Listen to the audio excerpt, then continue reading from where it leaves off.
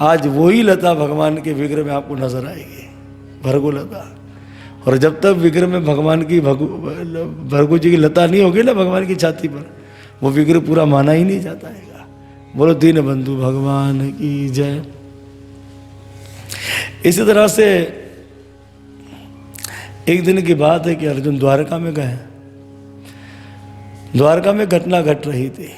ब्राह्मण देव के बच्चे जन्म लेते थे पर जन्मते बच्चे गायब हो जाते थे।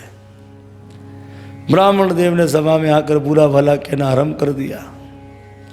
अब महाराज अर्जुन ने कहा, ऐसा मत कहें ब्राह्मण देव, मैं शपथ खाता हूं कि मैं आपके बच्चों की रक्षा करूंगा, और अगर मैं ऐसा नहीं कर पाया तो मैं अग्नि में कूद जाऊंगा। और फिर आगे अर्जुन सबको कहने लगा, भाई तुम क्यों नहीं इसकी रक्षा करते हैं, क्यों नहीं इसके बच्चों की रक्षा करते, ऐसा कहने लगा। अब हुआ ये कि समय आने पर ब्राह्मण देव की पत्नी गर्भवती हुई। समय आ गया था बच्चों को जन्म देने का। अर्जुन ने बाणों से पूरे वहाँ के स्तन को, उस जगह को बंद कर दिया। पर हुआ ये कि ब्राह्मण देव के बच्चे का जन्म हुआ। अब की बार गायब नहीं हुआ, अब की बात तो उड़ता हुआ आकाश में ही चला गया। अरे अब तो अर्जुन ने कहा क्या किया जाए, मैंने तो रक्षा की नहीं। तो अग्नि में कूदने जा रहे थे, भगवान ने कहा बात बात पर अग्नि परीक्षा, चलो अर्जुन मेरे संग। उस समय भगवान कृष्ण ने अर्जुन को भौम पुरुष के पास देकर गया। तो भौम पुरुष को ने भगवान विष्णु है। भौम पुरुष के बाद जब गए अर्जुन यानी कि नर और नारायण, तो उस समय सब बच्चे वहीं मौजूद थे जो दूसरे भी मरे थे। भौम पुरुष ने खड़े होकर नमस्कार किया और कहा कि हे नर ए नारायण, आप दोनों को यहाँ लाने के लिए मैंने ब्राह्मण देव के बच्चों को रखा था। अब मैं आपको ये बताना चाहता हूँ कि अब आपके 125 वर्ष प्रभु पूर्ण हो गए, इसलिए अब आप अपने धाम को पधारिए। इस तरह से भगवान ने उनको कह दिया। अब 10वें स्कंद का जो अंतिम 9वें अध्याय है वो विश्राम होने वाला है। तो अब जो है वो सुखदेव जी बताते हैं, राजा परीक्षित भगवान कृष्ण के बच्चे, क्योंकि 1,61,80 भगवान कृष्ण के बेटा हैं, तो उन सबके नाम तो नहीं, 18 के नाम ले रहे हैं। तो मैं नाम का उच्चारण करूंगा और आपको जोर में जयकारा कहना हैगा। तो मानो ये 18 पुत्रों के नाम नहीं है, ये 1-1 हजार कर भागवत महापुराण के 18,000 के श्लोक हैं। तो प्रथम भगवान के बेटा हुए प्रद्युम्न, दूसरे हुए अनिरुद्ध, तीसरे दिपतमान, चौथे भानु, 5वें सांब, 6ठे मधु, 7वें चित्रभाऊ, 8वें वृद्धभानु, 9वें वृक, 10वें अरुण, 11वें पुष्कर, 12वें वेदभाऊ, 13वें शुद्धदेव, 14वें सुनंदन, 15वें चित्रभाऊ, 16वें विरूप, 17वें कवि, 18वें न्याय क्रोध। इस तरह से भगवान कृष्ण के बच्चे, उनके बच्चे, इनके परिवार 56 करोड़ तो यदुवंशित है। इन सब बच्चों को जो शिक्षा देने वाले गुरुजन थे वो थे 3,88,00,000। ये सब गुरुजन जो इन बच्चों को शिक्षा देते थे। इसी तरह से भगवत कृपा से 10वां स्कंद विश्राम। अब हम 11वें स्कंद में, जिसमें भगवान की अंतिम लीला है, उसमें प्रवेश करते हैं। एक दिन भगवान ने विचार किया कि अब मेरा समय आ गया है मेरे धाम जाने का। पृथ्वी का भार मैंने हल्का कर दिया है। सब राक्षसों को मार दिया, जितने अधर्मी राजा होते हैं सबको मार दिया। अब भगवान ने सोचा कि कहीं मेरे जाने के बाद मेरा वंश ही पृथ्वी का भार ना बन जाए। तो उस समय जो है भगवान की अपनी इच्छा से हुआ। हमें कौन सी बात को मानना है? सुखदेव गोस्वामी जी के। सुखदेव गोस्वामी जी कह रहे हैं ये भगवान की इच्छा से हुआ है, तो हमें उस पर चलना है। क्या इच्छा है भगवान की? कि मेरे जाने के बाद कि मेरा वंश पृथ्वी का भार ना बन जाए, तंग ना करे मेरे बल पर, तो मुझे इनको भी खिसकाना चाहिए यहाँ से। एक समय सब ऋषि जो थे वो द्वारका में आए। वहीं पर बाग बगीचा था। तो कोई आंख बंद किए, कोई कान बंद किए, कोई प्राणायाम कर कर भजन कर रहे थे, ध्यान कर रहे थे। उस समय माता जामवती के जो बेटा थे वो थे सांब। तो ध्यान रहे शाम कौन है? शंकर जी। और शंकर जी प्रलय के देव हैं। श्रीमद् भागवत महापुराण के 5वें स्कंद के अनुसार जब भगवान को प्रलय करना पड़ता है, खत्म करना पड़ता है सब कुछ, तो 11 रुद्र त्रिशूल ये प्रकट होते हैं और तांडव करते हुए पूरे ब्रह्मांडों को खत्म कर देते हैं क्या। तो यहां पर जो है वो शाम बहुत खूबसूरत था। शाम के पेट में बच्चों ने कपड़ा फंसाया, गर्भवती महिला बना दिया। बच्चे जो है शाम को लेकर गए, बोले हे ऋषिवरों, आप सब तो त्रिकाल दृष्टि हैं, ये बताओ कि हमारी भाभी जी के गर्भ से छोरे का जन्म होगा या छोरी का जन्म होगा। किसी ऋषियों ने ध्यान नहीं दिया, सब अपने भजन में मस्त थे। बच्चों ने कहा आता जाता तो कुछ भी नहीं है, यहाँ आते बस प्रसाद पाते, भजन करते हुए खिसक जाते हैं यहाँ। दुर्वासा जी ने कहा यहाँ तुम्हारी भाभी जी के गर्भ से ना तो छोरा होगा और ना ही तो छोरी होगी, एक लोहे का पिंड होगा और इससे यदु वंश का नाश हो जाएगा। बच्चों ने जब कपड़ा उठाकर देखा तो महाराज विशाल पिंड लोहे का लेकर चले गए, बच्चे को शाम को लेकर चले गए। सूरसेन महाराज जी ने देखा, रोते जा रहे हैं, और उस लोहे के पिंड को निकलवा दिया। फिर उसे घिसवाना शुरू कर दिया। अब घिस घिस के तो उस लोहे का चूरा बन गया। उस चूरे को क्या किया? समुद्र के किनारे फेंक दिया, जिससे एर का घास पैदा हो गई। तो कुछ कुछ बड़ा लोहे का कुछ हिस्सा था, तीर के आगे का आकार होता ना इतना, उसको समुद्र में फेंक दिया। मछली ने, समुद्र ने ले लिया, मछली ने, मल्ला ने मछली को पकड़ा, पेट फाड़ा तो चमचमाता हुआ लोहे का टुकड़ा निकला, तो उसे से रख दिया तो किसी बहेलिया की दृष्टि पड़ गई। उसने अपने बाण की आगे की नोक बना ली। तो इस तरह से भगवान ने अपनी इच्छा से कार्य किया।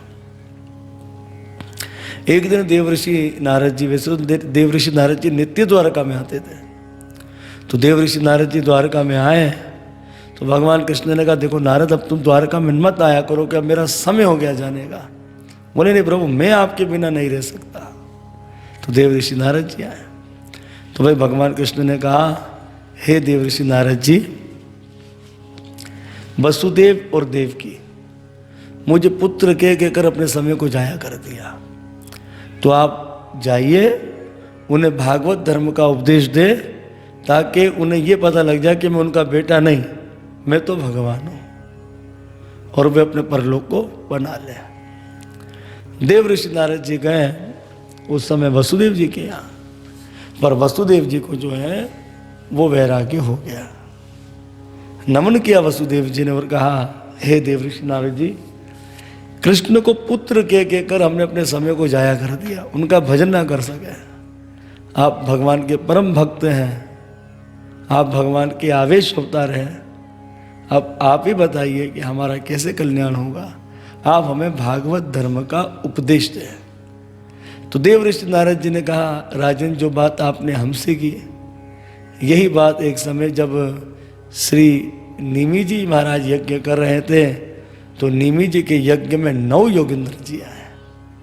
उस समय निमि जी महाराज जी ने 9 योगेंद्र जी को नमन किया और क्या कहा कि दुर्लभो मानुष्य देहो देही नाम शरभंगुरम, तो तत्रा भी दुर्लभ मन्यम बैंकुटम प्रिय दर्शनम। तो सबसे बड़ी कठिनता से हमें प्राप्त होता है, बड़े पुण्यों से, वो होता है मानव शरीर। और बहुत ही साधना के बाद हम भगवान के भक्त बनते हैं, बहुत ही कठिनाई के बाद हम भगवान के धाम को जाते हैं, बहुत ही कठिनाई के बाद हमें भगवान का दर्शन होता है। पर इन सब की कठिनाइयों से ज़्यादा हमें भगवान के भक्तों का दर्शन के लिए हमें बहुत कठिनाइयाँ होती है, बहुत मुश्किल से मिलता है। तो उस समय जो है निमि जी ने 9 योगेंद्र जी को नमन किया, आप भगवान के परम भक्त हैं, आप आए हैं, अब आप बताइए हमें भागवत धर्म का उपदेश। तो उस समय निमि जी महाराज जी ने पहला प्रश्न किया कि बद्ध जीवों के मोक्ष का साधन क्या है। इस पर श्री कवि नाम के योगेंद्र जी उत्तर देते, बोलो कवि योगेंद्र महाराज की जय। कवि जी कहते हैं कि बद्ध जीवों के मोक्ष का साधन है भगवान के चरणों की भक्ति। कैसी भक्ति?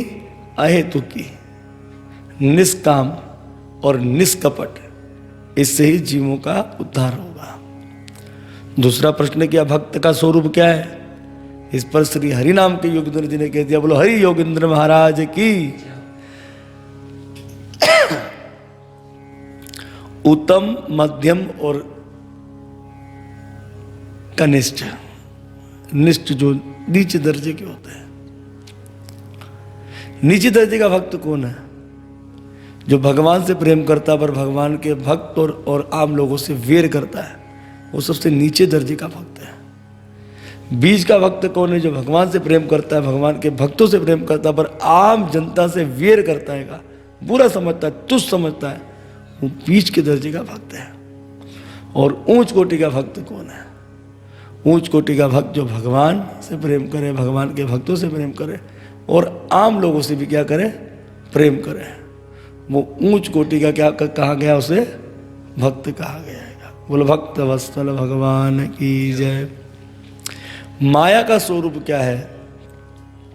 इस पर श्री अंतरिक्ष योगेंद्र जी ने कह दिया, बोलो अंतरिक्ष योगेंद्र महाराज की जय। उत्पन्न और मरना सब जीवों का भगवान की माया से होता है। उस माया को हरि इच्छा समझना चाहिए। माया के 3 गुण, सतो, रजो और तमो, यानी कि उत्पन्न, पालन, नाश संसारी जीवों का होता है। यही गुण है, उत्पन्न, पालन, नाश, यानी कि सतो, रजो, तमो।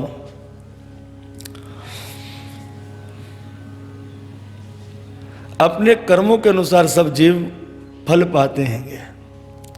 संसारी मनुष्य मायावश होकर सदा काम, क्रोध, लोभ, मोह में फंसा रहता है। भगवान का स्मरण वे ध्यान नहीं करता है। भगवान की दया कृपा के बिना कोई भी मनुष्य माया रूपी जाल से छूट नहीं सकता है। जब आदि पुरुष भगवान महाप्रलय के बाद फिर संसार रचना की इच्छा करते हैं, तब वे माया की ओर आंख उठाकर देखते हैं।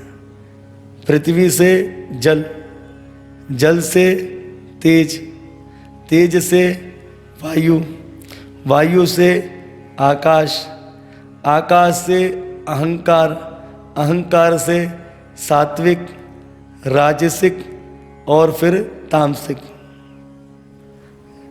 समझ गए ना? जो ये सब चीजें क्या होती है? उत्पन्न होती है।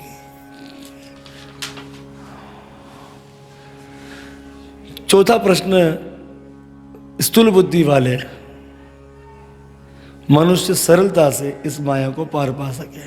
तो स्थूल बुद्धि वाले कौन है? हम। हमारे पास शरीर है, ये स्थूल शरीर है।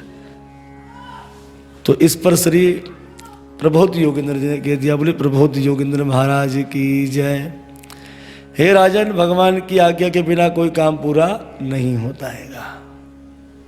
तब तो मनुष्य को उचित है कि सब काम में भगवान को कर्ता व धर्ता जानकर अपने को उस माया का खिलौना समझे, और जो काम कर्म करे उसे भगवान की इच्छा पर छोड़कर मन में ये विश्वास रखें कि भगवान चाहेंगे तो काम पूरा होगा, और अपने को वे काम करने वाला ना जाने।